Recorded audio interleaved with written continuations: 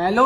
हाँ हाँ मम्मी, बोल तो रही हूँ। मेरा दोस्त एक डिप्रेशन में चला गया और एक आईसीयू में चला गया। हरामजादे, मैं तुझसे पहले ही कह रही थी तू भी पढ़ ले, कहीं ना कहीं चला ही जाता उनके साथ।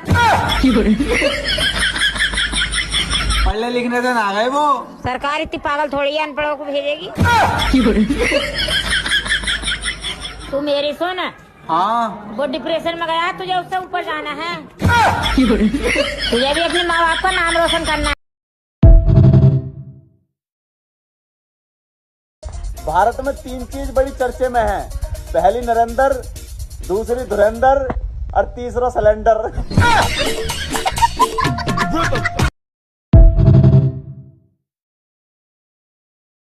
सास को उंगली पर नचाने के 3 तरीके बता रहा हूँ। अगर सास को अपने काबू में करना चाहते हो, सिर्फ 3 तरीके, ध्यान से सुन लो। पहला, कितने ध्यान से सुन रही है, जरूरी था ब्याह करवाना है।